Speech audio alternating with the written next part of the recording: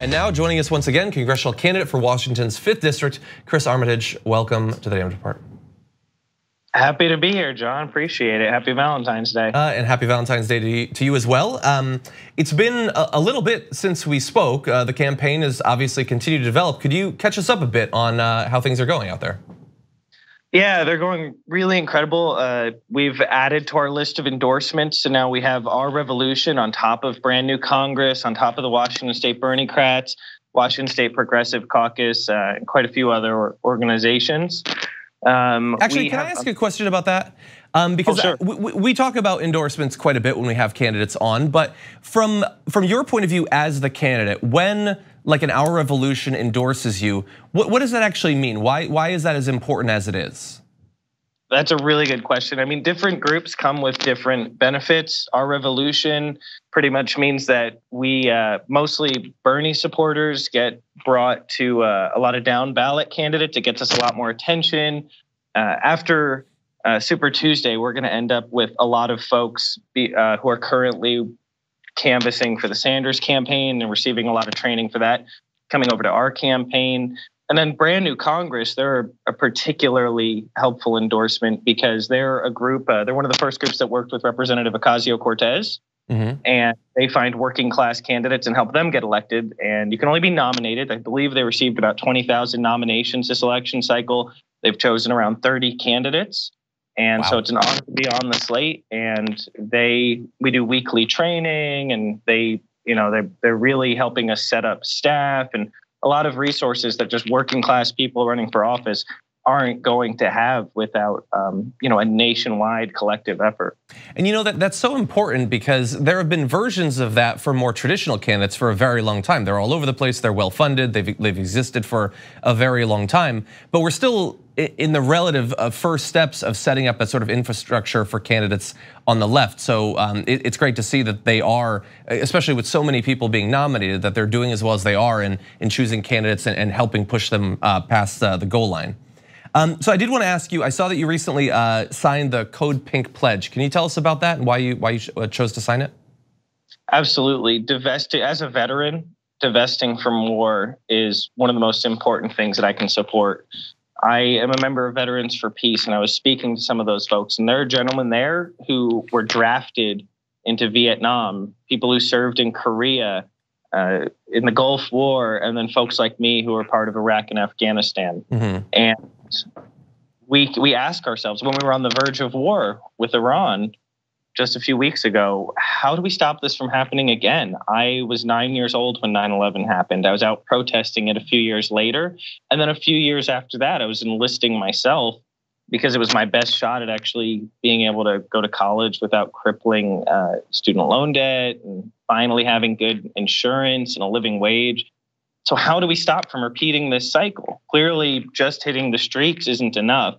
And it really came down to a few different things. One, mobilizing and organizing so that we can affect the outcome of elections. And two, pushing government at every single level to commit to divesting our taxpayer dollars from organizations connected to the military-industrial complex. It shouldn't be profitable to go out to send our young people to war to die or to kill people on the other side of the world.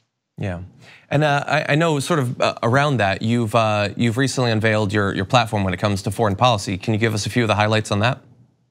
Sure. So a big part of that is investing more money into foreign service officers so that we can increase our diplomatic ties, making bases like Kuwait, our bases in Kuwait, more permanent, similar to how we have them in Korea, so that spending less money over there, and it creates more steady, organization there. And that also allows us to fully withdraw from Afghanistan.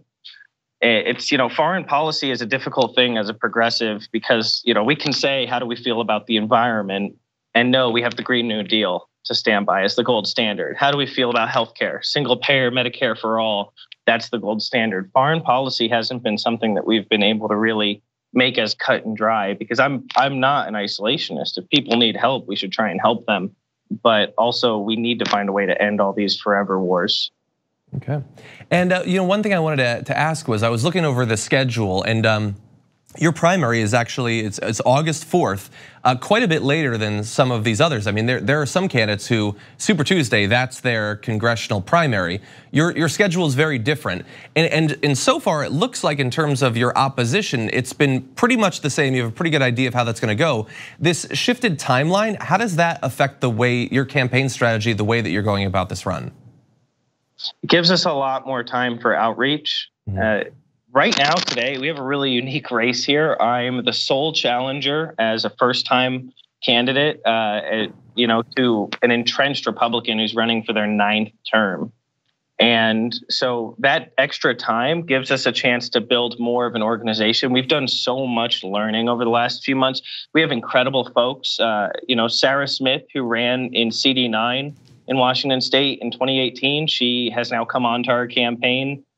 We've been able to just find incredible people. And so one thing that we're doing with that extra time is next month, we're going to be visiting every single incorporated town and reservation in the district, which is our district's 25% bigger than New Jersey. So it's a lot of area to cover.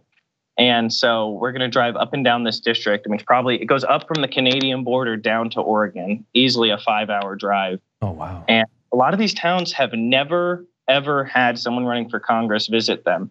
And once you get into that one-on-one that extra time affords us, you can really break through the Fox News red versus blue bubble and actually connect with people. Okay, well, we're definitely going to find out how that goes. Up until then, how can people find out more about your run? Well, I would definitely tell them they should check out our Twitter @RealArmy, Army with an I, and our Facebook, which is just Armitage for Congress, ARMITAGE, and ArmitageForCongress.com. We're in a single-digit red district. Every election cycle, we push it closer and closer to being not controlled by a Republican. My opponent is Trump's Washington State fundraising chair. Yeah. And I actually had the opportunity a few weeks ago to visit the ICE detention facility in Tacoma, Washington. Met with an amazing woman named Carlina. I asked her if I could use her name, and she said, "Go ahead, I'm not scared of them." She leads hunger strikes out there. They have maggots in the food. They maybe get 1 shower a week. She said there's been screws and rocks in the food too. They get dirty clothes to wear. It's a horrific situation. She leads hunger strikes. She organizes the detainees. And my opponent helps fund those facilities. She supports their existence. Wow. And so, like I said, there's a single-digit red district. And so if anyone can chip in even a few dollars, this is how we do it grassroots, because the only way we can win is to do it ethically and morally. Exactly.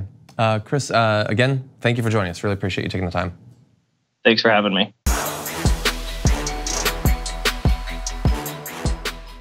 For more political news, breakdowns, interviews, stories of activism, and me trying my hardest to care about the occasional big celebrity news story, subscribe to our YouTube channel at youtube.com/thedamagereport.